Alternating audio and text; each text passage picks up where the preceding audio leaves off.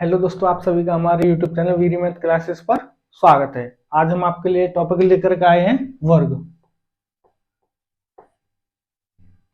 Square.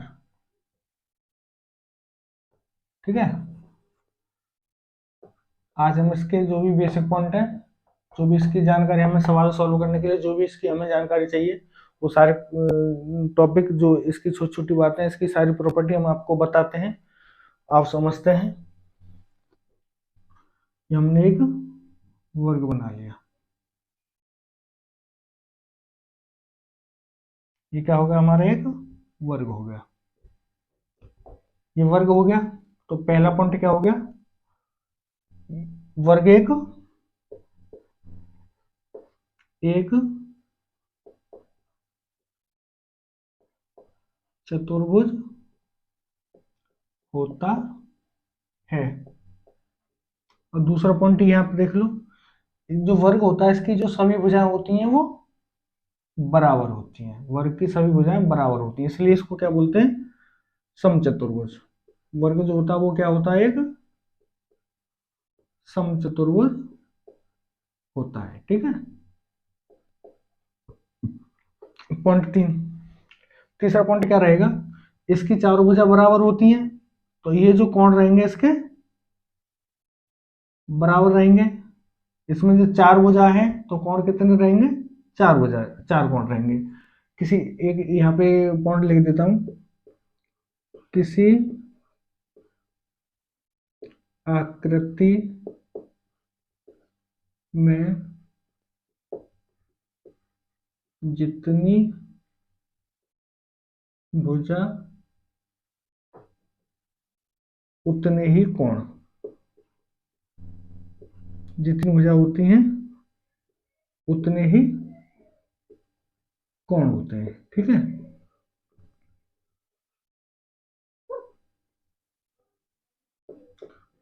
देखो इसमें चार कोण होते हैं, इसकी चार भुजा होती है तो इसके चार कोण रहेंगे। अब एक चीज देखो, चारों कोणों का योग कितना होता है? जो चतुर्भुज होते हैं उसके जो चार कोण होते हैं उसके चारों कोणों का योग होता है 360 अंश। ये जो चार कोण रहेंगे उनका योग होगा 360 अंश। 360 को हमको चार में डिवाइड करना है, तो प्रत्येक कोण कितना रहेगा? प्रत्येक कोण 360 बट्टे 4 बराबर 90 अंश का। जो प्रत्येक कोण रहेगा वो कितने का रहेगा? 90 अंश का रहेगा। ठीक है, यहां तक आपकी समझ में आ गया। अब इसका एक और पॉइंट लिखते हैं। जो विकर्ण होते हैं इसके होते हैं विकर्ण। इस पॉइंट को इस पॉइंट से मिला दें तो ये होगा विकर्ण, और एक होगा इस पॉइंट से इस पॉइंट को मिला दिया तो एक विकर्ण हो गया। तो इसमें दो विकर्ण होते हैं, दो विकर्ण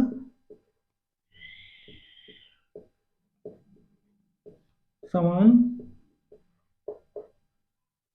लंबाई के। ठीक है, अब देखो ये समान लंबाई के होते हैं, तो ये जो यहाँ पे एक दूसरे को काट रहे हैं, ये जो काटने वाला बिंदु इसको मान लो ओ। ओ पॉइंट से जो ये वाली और ये वाली लंबाई बराबर रहेंगी, ये वाली और ये वाली लंबाई, क्योंकि देखो ये भुजा बराबर हो गई, ये कोण बराबर हो गए, तो जब विकर्ण एक दूसरे को काटेंगे तो वो भी बराबर बराबर लंबाई में काटेंगे। तो यहाँ पे क्या लिखेंगे? एक दूसरे को विकर्ण समद्विभाजित समद्विभाजित करते हैं, लेकिन ये जो कोण बनेगा, ये जो कोण बनेगा ये कितने का बनेगा? ये भी 90 अंश का बनेगा। अब एक चीज देखो, ये पॉइंट है, यहाँ पॉइंट है, ऐसे करके होगा, ये यहाँ से आप ऐसे करके घुमा दो, पूरा कितना रहेगा? ये 360 रहेगा ना, 360 रहेगा। अब 360 में एक कोण ये बनेगा, एक कोण, एक कोण, एक कोण, ये चार कोण बनेगा बराबर लंबाई के। तो ये जो रहेगा ये कितना आ जाएगा? ये भी 90 अंश। ये जो कोण आएगा ये भी कितने का आएगा? 90 अंश का होगा। तो एक दूसरे को विकर्ण 90 अंश पर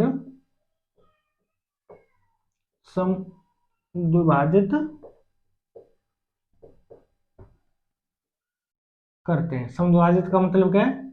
एक दूसरे को बराबर लंबाई में बांटते हैं। यहां तो ये चीज समझ में आ गई। अब आगे बढ़ते हैं।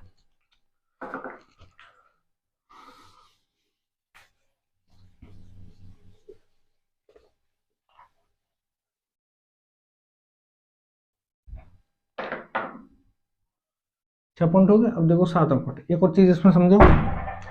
ये आपने देखो, ये देख रहे होंगे यहाँ पे ओ है, ए ओ बी, बी ओ सी, सी ओ डी और डी ओ बी, ये 4 कोण बन रहे हैं। 4 कोणों को नाम दे दो। ये पहला कोण दे दो, ये दूसरा कोण, ये तीसरा कोण, ये चौथा कोण। ठीक है, तो विकर्णों द्वारा विकर्णों द्वारा बने बने त्रिभुज, एक बराबर त्रिभुज, दो बराबर त्रिभुज, तीन बराबर त्रिभुज, चार। विकर्णों द्वारा बने त्रिभुज 1 2 3 4 बराबर होते हैं। बराबर तो इनके जो क्षेत्रफल रहेंगे वो बराबर रहेंगे। ये इसका क्षेत्रफल, इसका क्षेत्रफल, इसका क्षेत्रफल, इसका क्षेत्रफल बराबर रहेगा। अब देखो ये बराबर क्यों है? देखो ये भुजा इसके बराबर, इसके बराबर, इसके बराबर, ये चारों भुजा बराबर हो गए। और देखो ये कोण भी बराबर रहेंगे ना। ये था हमारा 90 अंश, इसमें से हमने विकर्ण कट कर दिया, तो ये कितने बनेंगे? ये सब कोण ये बनते हैं फिर 45 अंश के। ये जो कोण बनेंगे हमारे कितने के बनेंगे? सब 45। ये जो हमारा टोटल कोण था वो कितने का था? 90 अंश का। विकर्ण से पहले ये कोण कितने का था? 90 अंश का। जब हमने विकर्ण खींच दिया तो इसको बीच में से समद्विभाजित, कोण को भी समद्विभाजित करेगा तथा दूसरे विकर्ण को भी समद्विभाजित करेगा। तो ये कोण इसने दो भागों में बांटा, तो 45 45 के तो बराबर कोण हो गए। अब देखो ये कोण बराबर है सबके, ये भुजा बराबर है सबकी, और ये भुजा, ये भुजा, ये भुजा, ये भुजा, ये सब भुजा बराबर है। देखो ये कोण भी 90, ये कोण भी 90, ये कोण भी 90, ये कोण भी 90। जब सब चीज बराबर होंगी तो इनका जो क्षेत्रफल रहेगा त्रिभुज का वो भी बराबर रहेगा। ठीक है, अब 8वां पॉइंट एक और चीज देख लो, इसका परिमाप निकाल लेते हैं। परिमाप कैसे निकालते हैं? वर्ग का परिमाप। परिमाप का मतलब का परिमाप, पर मतलब चारों तरफ के माप। उसके जो वर्ग है इसकी जो चारों पर मतलब चारों तरफ, पर्यावरण देखा, पर्यावरण पृथ्वी के चारों तरफ का आवरण। ऐसा ही ये परिमाप। परिमाप में इस भुजा की लंबाई, इस भुजा की लंबाई, इस भुजा की लंबाई, इस भुजा की लंबाई, चारों भुजाओं की लंबाई आ जाएगी। जो हमारी चारों भुजा हैं वर्ग की, वो चारों भुजा हमारी बराबर है। तो इसका वर्ग का परिमाप कितना हो जाएगा? 4 इंटू भुजा। ठीक है, यहाँ हमने भुजा x मान रखी है, तो जो भी भुजा की लंबाई दी हो उसमें 4 का मल्टीप्लाई कर दो, तो हमारा ये इसका परिमाप निकल आएगा। अब यहाँ पर निकालते हैं विकर्ण। इसमें हमें क्या कर, 3 चीज निकालेंगे, तो वर्ग का परिमाप निकालते हैं, वर्ग का विकर्ण निकालते हैं तथा वर्ग का क्षेत्रफल निकालते हैं। तो वर्ग का विकर्ण निकालो। विकर्ण कैसे निकालेंगे? देखो यहाँ पे एक छोटा सा फिगर बना लेते हैं।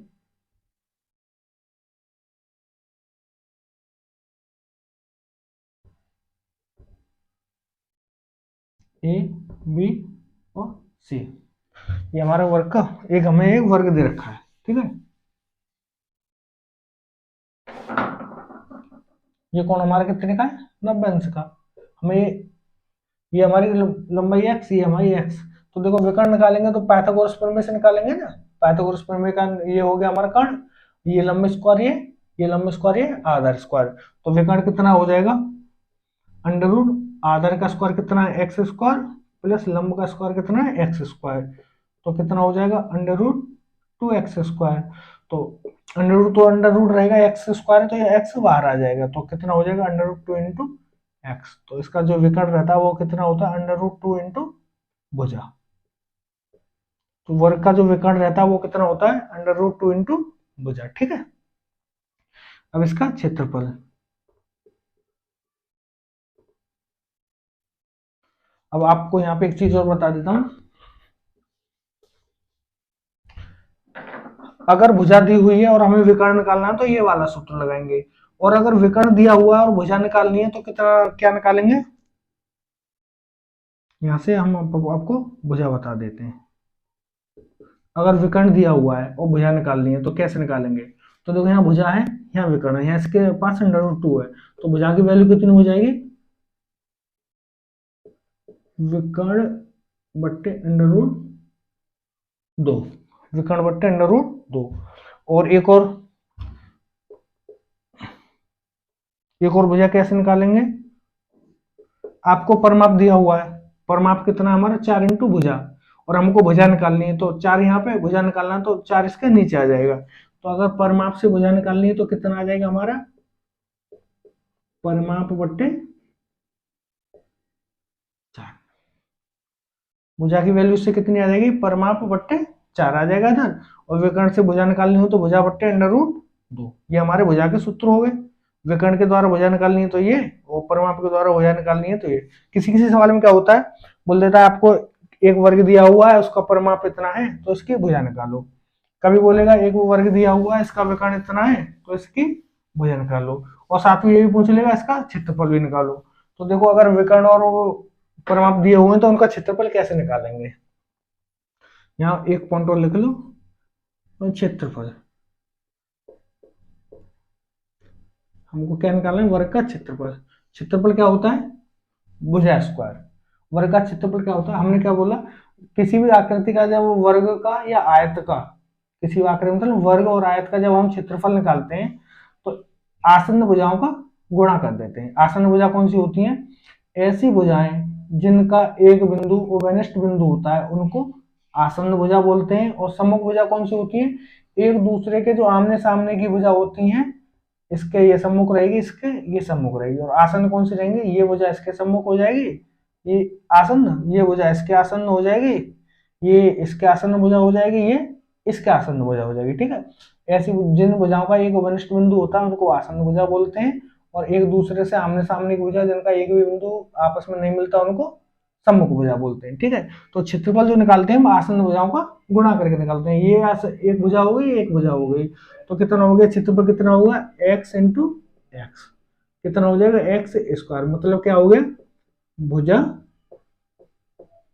स्क्वायर। अब देखो आपको विकर्ण दिया हुआ है, उसने बोल दिया कि हमारा एक वर्ग है उसका विकर्ण इतना है तो आप इसका क्षेत्रफल निकालो। तो विकर्ण वाला अगर दिया हुआ तो क्षेत्रफल कैसे निकालेंगे, तो विकर्ण से हम भुजा कैसे निकालते हैं, भुजा की वैल्यू इतनी हो गई तो यहाँ पे क्या लिख देंगे, विकर्ण बट्टे √2, विकर्ण बट्टे √2 का स्क्वायर। तो देखो ये तो हो जाएगा विकर्ण का स्क्वायर बट्टे √2 जगह पे आ जाएगा √2। तो एक फॉर्मूला तो ये हो गया हमारा, विकर्ण बराबर क्षेत्रफल भुजा स्क्वायर। और एक फॉर्मूला ये हो गया हमारा, क्षेत्रफल बराबर विकर्ण स्क्वायर बट्टे 2। और अगर आपको परिमाप दिया हुआ है, अगर आपको दिया हुआ है कि एक वर्ग का परिमाप इतना है, आपको दिया हुआ एक वर्ग का परिमाप इतना है तो इसका क्षेत्रफल निकालो। तो परिमाप के द्वारा क्षेत्रफल का सूत्र क्या हो जाएगा, भुजा ये हो गया, ये हो गया, तो परिमाप बट्टे 4 का स्क्वायर, परिमाप बट्टे 4 का स्क्वायर। तो कितना हो जाएगा, परिमाप का स्क्वायर बट्टे 16, ये कितना हो जाएगा, इसका क्षेत्रफल निकल जाएगा। ठीक है, इसमें और कुछ नहीं बचा, बस इतना ही दिया हुआ है। अगर आपको हमारा ये वीडियो अच्छा लगता है, अगर आपको ये सारी चीजें समझ में आती हैं, अगर ऐसा है कोई चीज आपको समझ में नहीं आई तो आप हमको कमेंट करके बता देना, हम उसको दोबारा से अच्छे से समझा देंगे। और अगर आपने ये सब चीज समझ ली तो वर्ग का आपसे कोई भी सवाल नहीं छूटेगा। वर्ग में जितने भी सवाल आएंगे इन्हीं टॉपिक से, इन्हीं को बदल बदल के आपको सवाल देगा, वो आपको सॉल्व करना है। बस ये चीज अच्छे से आपको, ये जो वर्ग के बेसिक पॉइंट है ये आपको अच्छे से समझ लेना है। अगर आपको हमारा वीडियो अच्छा लगता है तो कृपया शेयर करें, सब्सक्राइब करें तथा कमेंट करके भी बता दें अगर कुछ भी दिक्कत होती है तो हम आपको दोबारा से समझा देंगे। धन्यवाद।